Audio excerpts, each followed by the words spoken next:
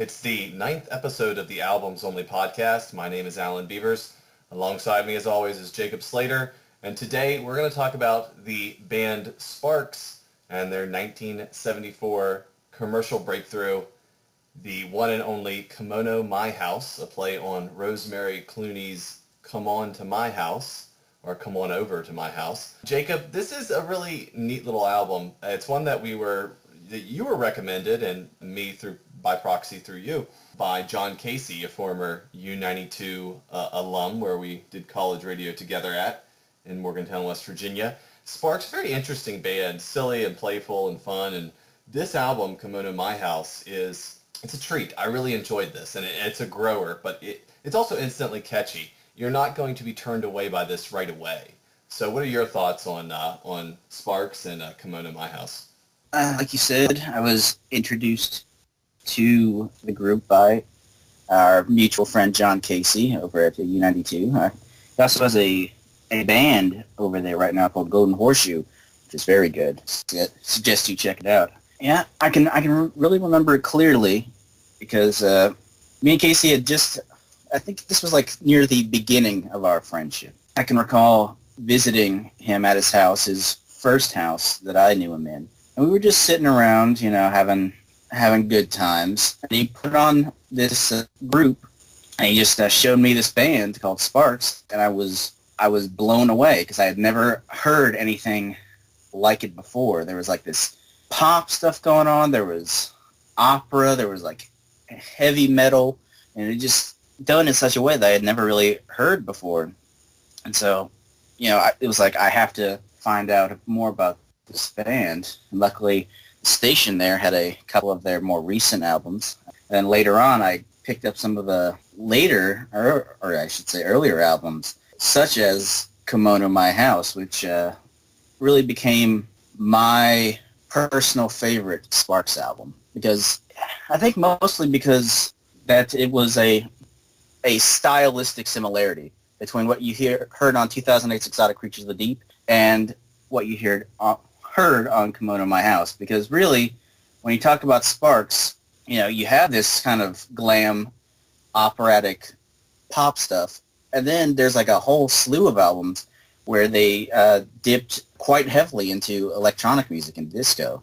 Yeah, and that what I love here about this album is that it is, I mean, you wouldn't know this was from 1974. It's very playful and theatric, almost bordering on, and I hate to use this word because I always give it somewhat of a negative connotation, but I kind of think of it as kitschy.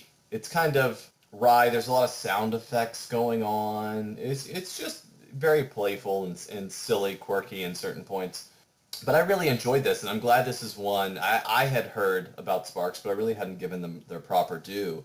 And Kimono My House is, by far, is considered their seminal work, and one that needs to be reviewed. Are there any other thoughts? I'm not as experienced. I don't have the depth of knowledge when it comes to the other Sparks albums. I mean, this is a duo, if I'm not mistaken, that have been together for quite a long time. They still release albums, I believe, or did up until at least very recently. Is there any other thoughts that you want to expand upon there about on other albums that you've heard, and your thoughts on how that relates to Kimono My House or just their evolution in general, perhaps? You're right in that Sparks is really a duo of a group.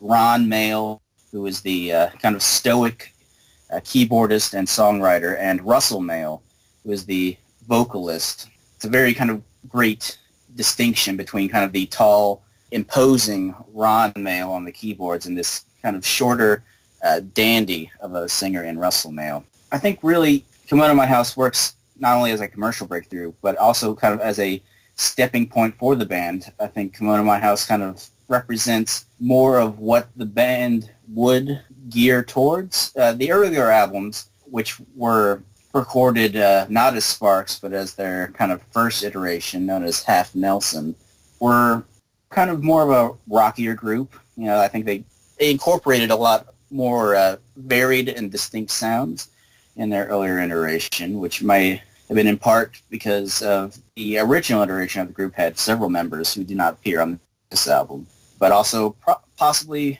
due to the influence of Todd Rundgren, who discovered the band and was influential on the producing of their first album and bringing in their producer on their second album. The first two Sparks / Half Nelson albums are kind of in their own little world. It's really kind of Kimono My House, where you have Sparks kind of finding this identity of like operatic music, of kind of experimenting with pop music, really kind of crystallizing the form of it, and also really where you get a lot of the tongue-in-cheek humor, which I think really defines Sparks as a band. Kitschy was a word that you mentioned. I think that's definitely an attitude they're going for. I hate to use that word personally because I have sort of a negative connotation to it. I understand that it can also mean sort of like playfully calling back to previous thoughts. There's sounds here that like are pulled straight from a cartoon, like when someone wants to leave very quickly and their feet kind of pitter-patter in a cartoon. That sound you actually hear on the first track here. You actually hear that on This Town Ain't Big Enough for the Both of Us. So it's that sort of, I always equate it with glam. That glam sound is, to me, is here and in full effect. I think when I was kind of considering the context of this album in regards to kind of the 70s scene, this is really kind of the, like in the middle, I think. Because you have the influences of early 70s, late 60s glam music of T-Rex and David Bowie and groups like that. But then you also kind of like, but we're kind of stepping into the area of bombastic stadium rock and progressive music like Queen, who opened for Sparks during their European tour for this album, I believe. And like Jim Steinman's work with Meatloaf. We're really kind of in the middle of this art rock into kind of progressive rock in that way. Well, and here's the other thing too. This is 74, and there's no way, if you had an experienced listener that listened to this album, there's no way they're going to think this was recorded in 74. They're probably going to think it's recorded in the 80s. It has, or around the turn of 1980 or something like that. It sounds ridiculously ahead of its time when you consider it was recorded in 74. So that says a lot. That tells you a lot right there about how great this album is. I guess it says a lot about the American music audience that this album was so poorly received in the United States. But much like Pet Sounds, which we talked about last episode, it was incredibly popular in the UK. And actually, I believe Sparks, after this album, kind of just relocated to the UK, focused solely kind of in that realm. And you can't blame them. Who doesn't want to go where they're loved? Yeah, I mean, like in the US, was stuck at like number 101 on the Billboard charts. But you move over to the UK, and This Town Ain't Big Enough for the Both of Us is like number 2 on the charts.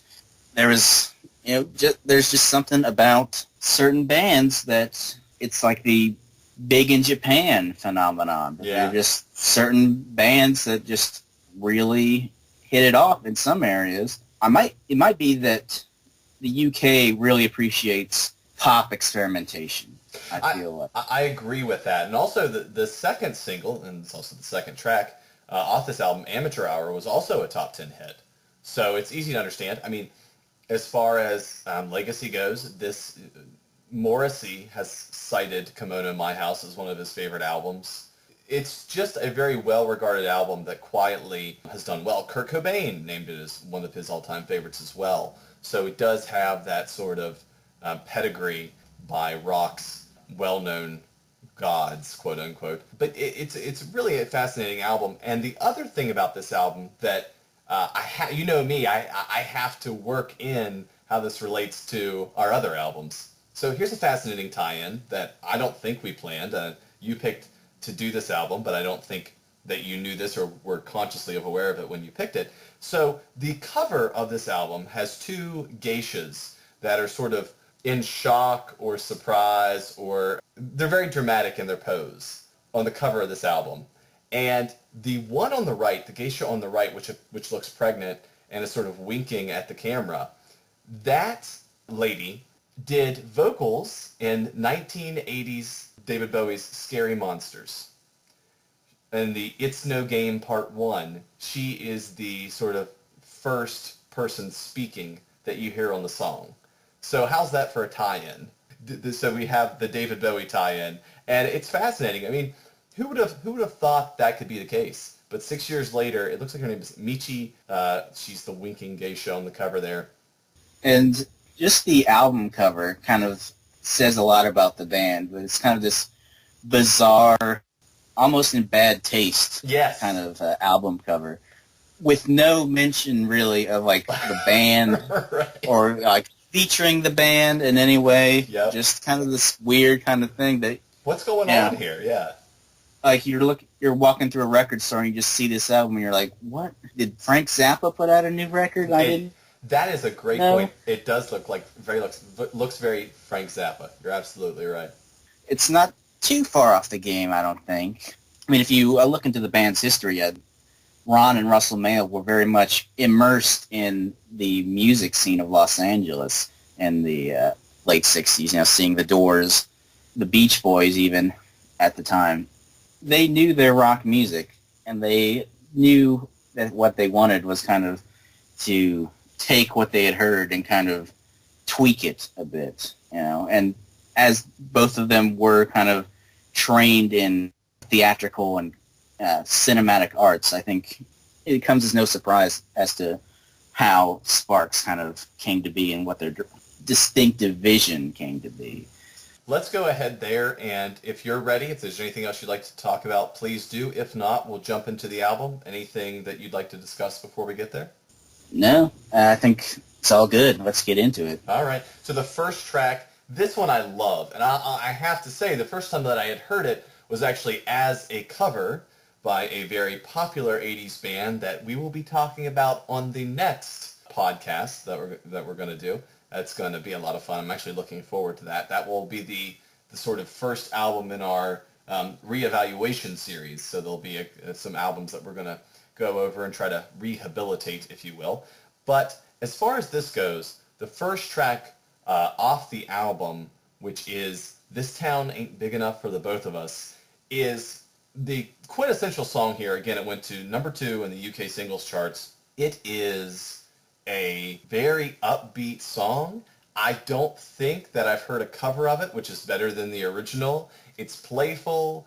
It shouldn't work, but it does. The way it opens, it reminds you heavily of, well, at least in my case, it reminds me heavily of The Who. Which, like that kind of Teenage Wasteland kind of keyboard going on. Yeah, great thought. Didn't even think about it. And I mean, for a band that is so kind of heavily influenced by kind of opera and kind of operatic themes, it makes sense that they take from The Who in that regard, being the first band to kind of compose a rock opera and concept albums in that way. But yeah, I mean, this is definitely kind of it's a great opening track, kind of really hits strong. You got this kind of sweeping sounds and tones from Russell, but at the same time, it's got this really great stomp to it. Like, it's a very kind of glam rock stomp song, something you hear from Mark Bolan. Guitar riff is just perfect, and it blends right in. It doesn't stand out too much, and it's part of that. This is what's interesting to me. Across this whole album, you have like certain components which are very rock and roll and very sort of, I think of them as sort of manly. And then you have other things that these sort of accents or these other tones, keyboards that come in that are not. And I always find that juxtaposition fascinating because, and that's what glam sort of plays around with a lot. And that's why I think this is more glam than anything. But it's undeniably catchy. Just 2 or 3 listens and almost anyone will know this song and enjoy it. The song itself is such like this kind of heavy, rocky kind of thing, definitely taking a lot from the glam scene that was still strong in England at the time. But the kind of song itself is very kind of unmasculine in that way. Right. I mean, there are parts where they get like super high-pitched vocals. They're like, yow! I mean, they really, it just plays around with all those stereotypes. And again, that's what I think glam does, and that's sort of the appeal of it for a lot of people. Yeah, and I mean, the lyrics are basically just this guy who's afraid of women, which is almost anti-rock and anti-glam in that way.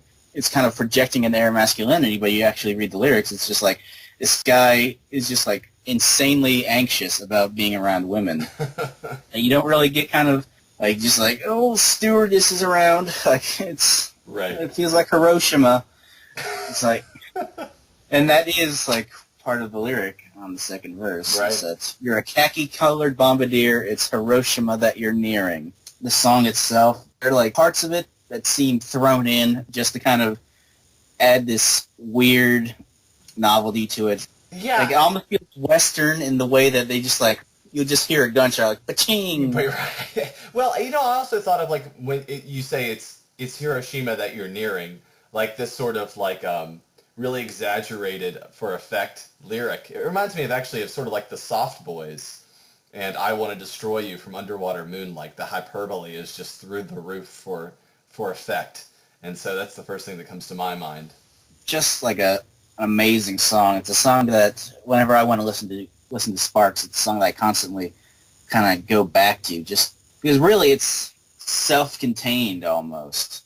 Really, this song, not only was it successful like as a single, because it was released as a single, I mean, it works as an introduction to the album, and it works just like as a song unto itself. Like, it's fully kind of realized in the song, I think. And from there we move on to, again, we already said this, the other top 10 hit in the United Kingdom from this album, Amateur Hour. Again, this is just sort of, it's really hard to describe how catchy this is. It's really built on the drum track here and this sort of onomatopoeia of woo, woo, woo. And I'm not probably doing that as enthusiastically as it needs to be done.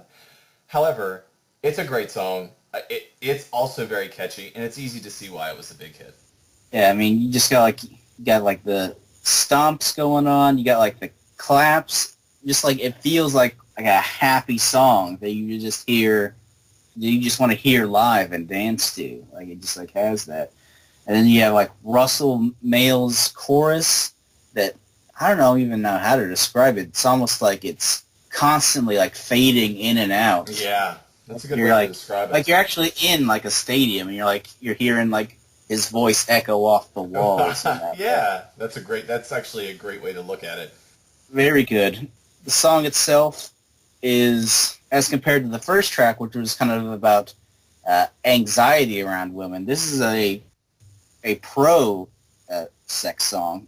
Like, the name Amateur Hour, I believe, is supposed to imply that you're an amateur, but once you kind of meet with this woman, then you become a professional. Wink, wink, nudge, nudge. Right. Just say no more. Girls grow tops to go topless in, while we sit and count the hairs that blossom from our chins. Our voices change at a rapid pace. I could start a song a tenor and then end as a bass. Great line. It does sound like something like that Eric Idle would have sung in a Monty Python skit. It really does.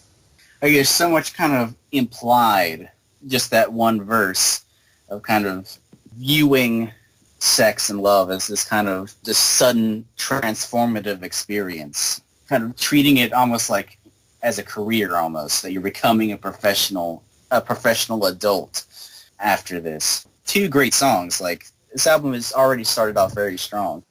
So, yeah, it starts off very strong, and then you go into, arguably, for me, the weakest track on the first side, and it's not bad. It's just a little singy-songy for me, which is Falling in Love with Myself Again. It just sort of the lyrics play very close to sort of the guitar riff on this. You'll still remember the song. It's still something that you'll find yourself humming or saying at some point if you listen to it enough. Trust me.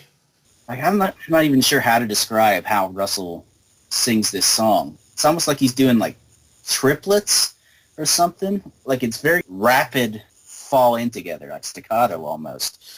Very kind of interesting. And actually, I really like this song. It's one of my favorite tracks on the album, just because of this kind of weird kind of swaying tone to it. Russell, whose lyrics kind of like swing back and forth, and then you just like have these short like little drum beats, fills, where you just like hear it'll just like cut, and you're like, oh, ba-da-da-da-da-da-da. And then like at some point it almost turns like into this demented circus song. It's like by the end you're just like, things have descended into madness. For some reason I really like kind of the dark circus or the kind of concertina style music whenever I hear it.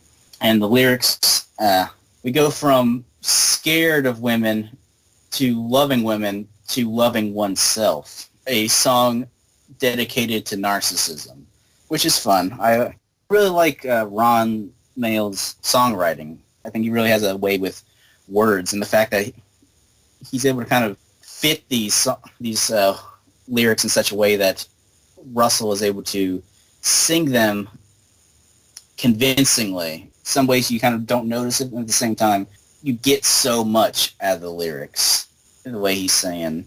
Yeah, and you talk about the next track, Here in Heaven. It's the shortest track on the album. I like this one a lot. This is very Queen. This is very theatrical to me. And I also love that, again, there's this very high-pitched voice that just balances this piece out so well. I like this a lot. This is a really good one. It's more up-tempo. It's heavy, but then you've got these sort of high-pitched lyrics. It works on many levels. I think it fits right in with the album. I think when you really look at this, by this point, by this fourth track, you start to realize that Mail's voice is kind of the common thread. I mean, obviously we're hearing the same instruments, but they change in such a way, and the songs are not too similar. They're varied nicely. It's really the voice that carries everything through, and it's great on Here in Heaven. Everything kind of shifts and varies on this album, but the constant is Russell's voice, and it's really a large part of why I like Sparks so much. That you don't really hear this falsetto voice in rock music that much, especially not as like consistent as Russell. And obviously he's kind of very well trained in being able to sing at all. I think he's very kind of has a great sense of what kind of works in a song and kind of like when to hit the moments and when to kind of back off a bit. But yeah, very good song.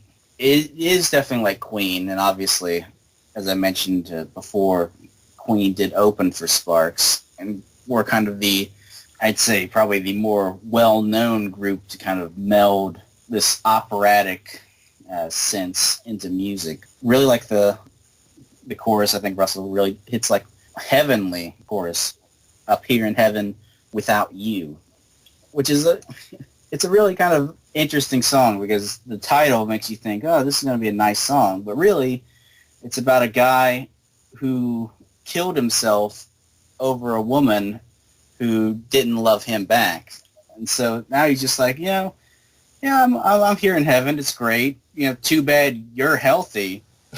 So, alive, you're it's going to be a long time before you get to be around here in heaven. Like, it's pretty great. And I'm glad I killed myself after all. But then at the same time, like, if you hear his description of heaven, it's just like people who sleep all day, and then when they wake up, they talk about how they died, like how gruesome it was. Well, so it's kind of like the old saying, right? Like, you go to heaven for the climate and hell for the people. Like, it's delightfully petty, right? In the song. And then, like, the pettiness doesn't stop on the next track. Thank God It's Not Christmas. I love that title. Which I think everyone who's kind of been around in the Christmas season and heard the same Christmas songs over and over and over again, you probably have the same feeling. Oh, thank God it's not Christmas.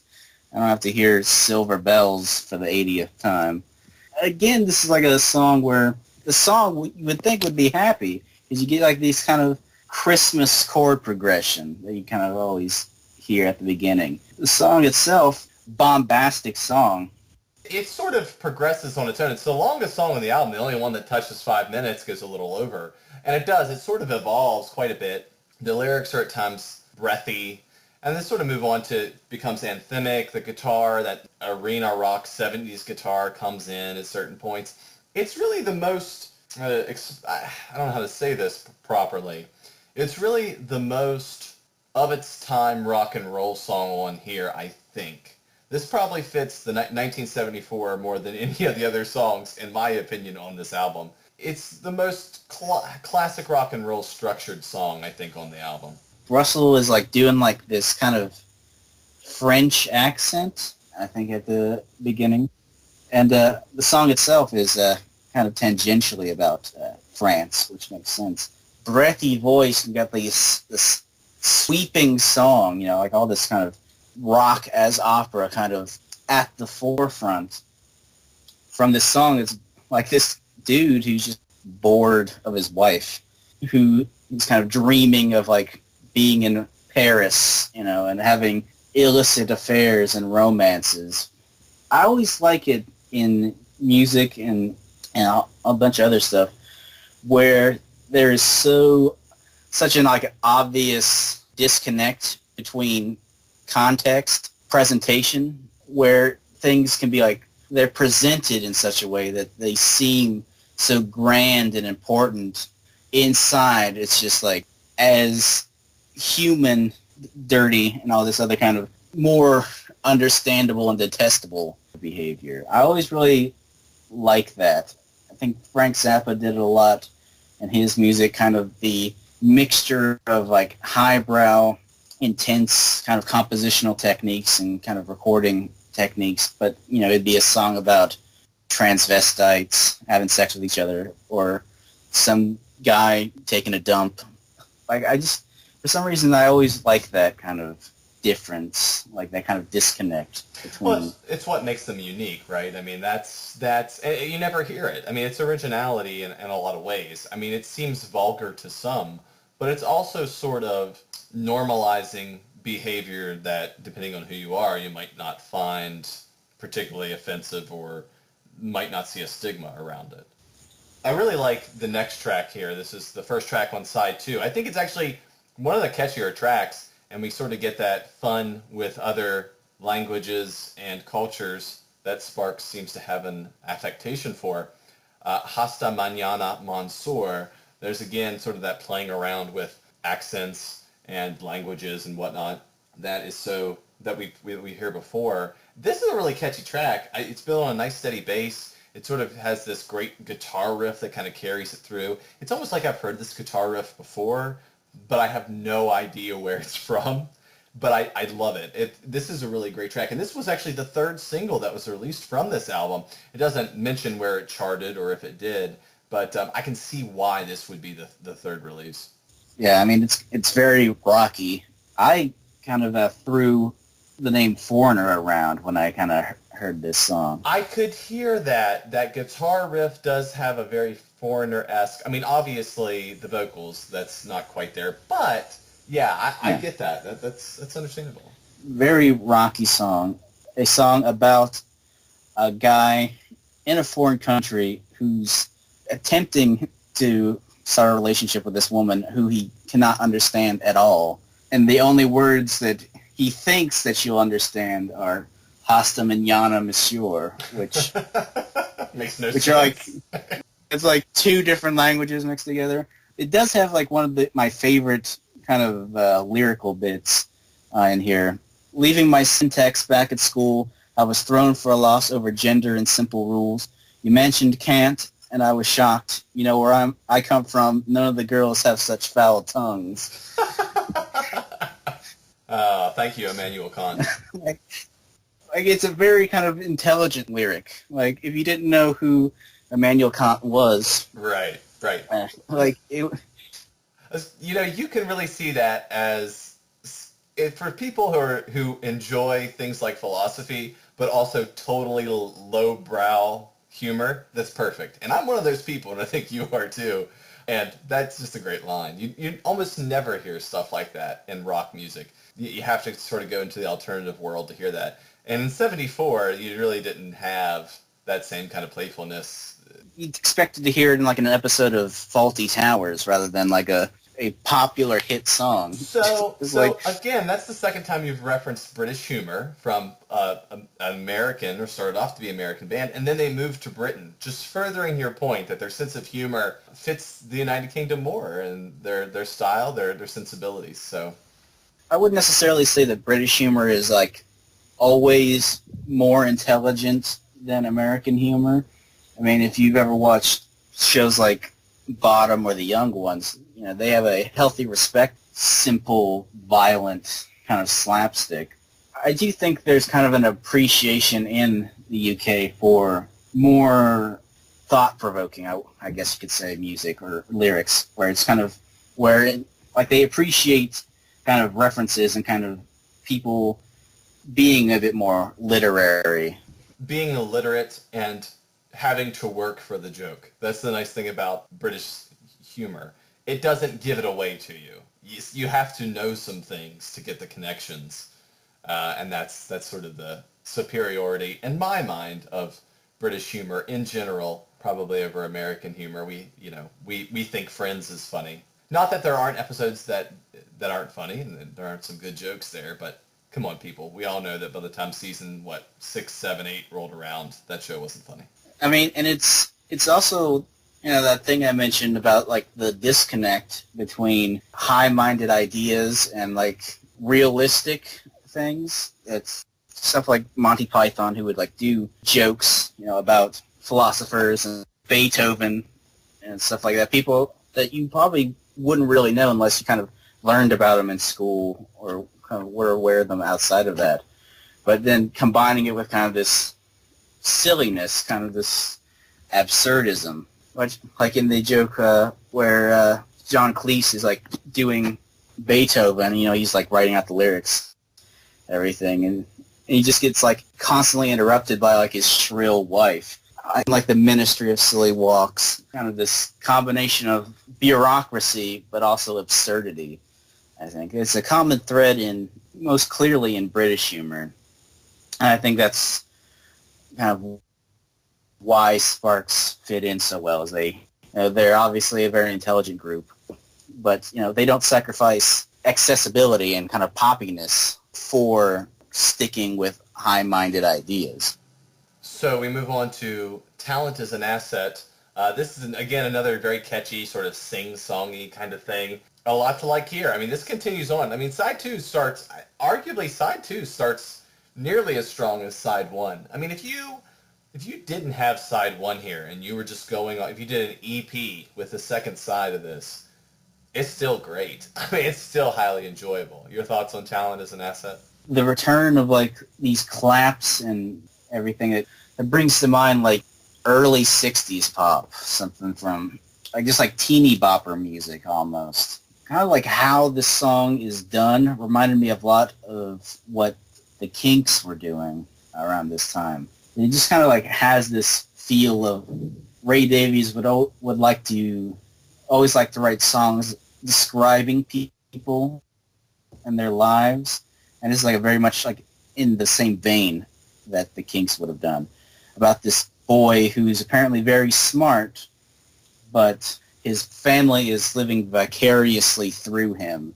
His own kind of personality is subjugated or pushed aside for the family's kind of opinion, and the family are kind of dictating who Albert is, and like he's such a talent is an asset, and little Albert has it. Yeah, I really like the Kinks, and I really like songs about kind of real people and like real situations, like because I think we have all kind of known people who treated kids in this way, kind of kids that are smart or kids that are talented in some way are kind of put on a pedestal from their families and treated in that way. So Complaints comes in as the 8th track here. This sort of, again, continues sort of I find that here you have male sort of singing along with the drum beat, sort of singing in sync with that. Another catchy song. To me, there's not so much here that's totally different. Again, the lyrics, the song, everything works nicely together here, and it's just so catchy. You don't notice it all. it's weird. You notice track from track, but they all run together in how catchy they are. And this is another one where there's nothing negative that you can say. I just think this is another great track. And you're going to hear, if you listen to this album, you're going to hear it, the lyric, just to get by, and that's probably what you'll remember it as. But it's another wonderful track. And I think this one, it's not like a traditional rock song. It almost like kind of turns into like a waltz almost, like a European dance number almost in that way, which is very interesting. It doesn't really sound like anything else on the album, really.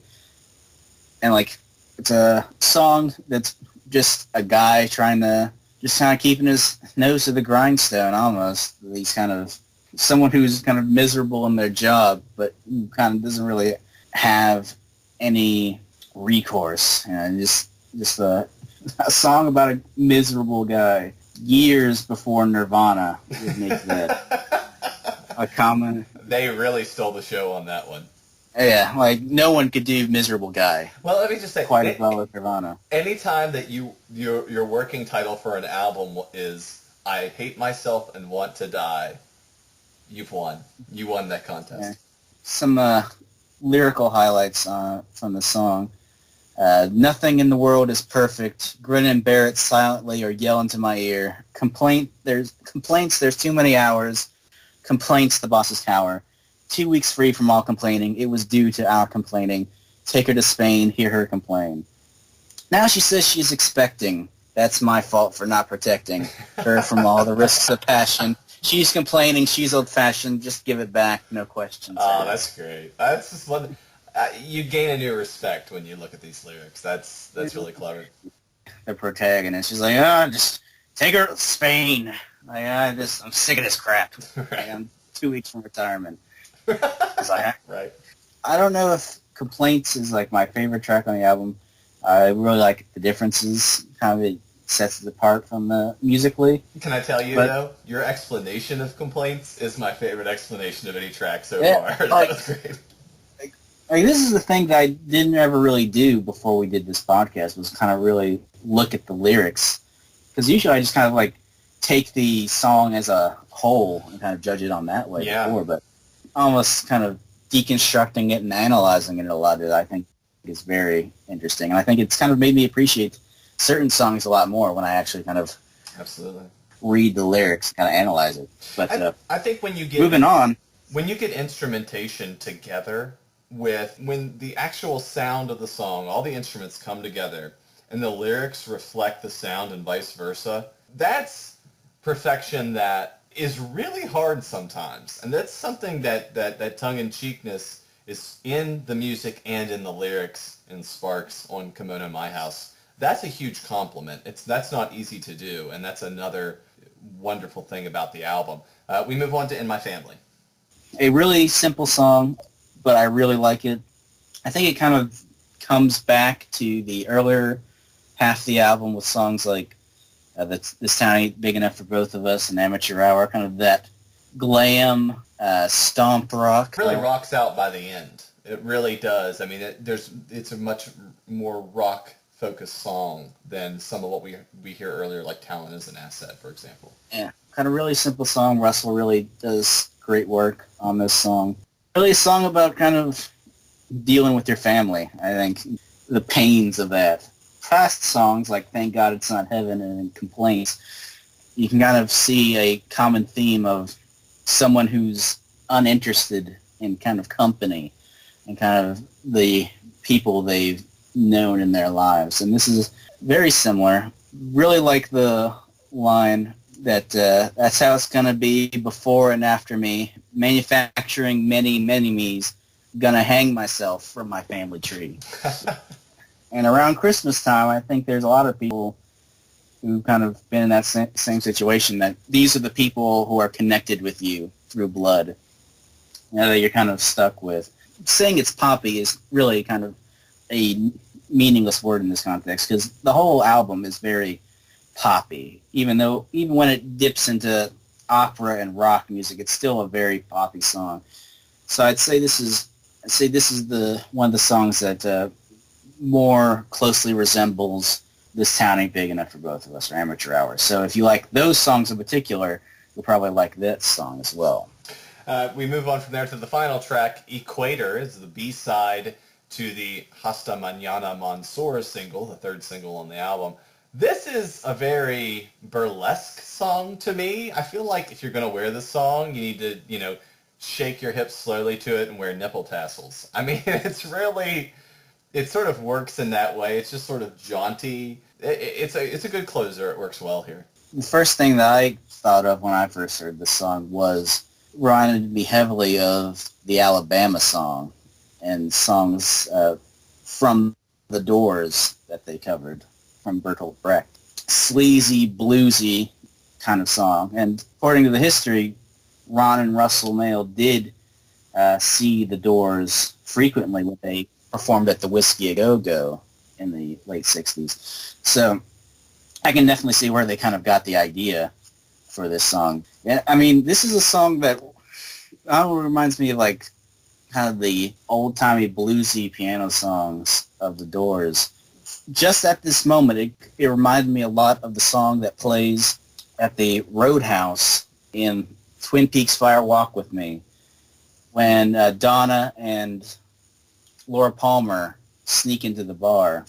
I think it's called like Song from the Pink Room or something like that. Just kind of a song that kind of plays in your head when you've had a bit too much to drink. A song that kind of puts a film over your senses in that way.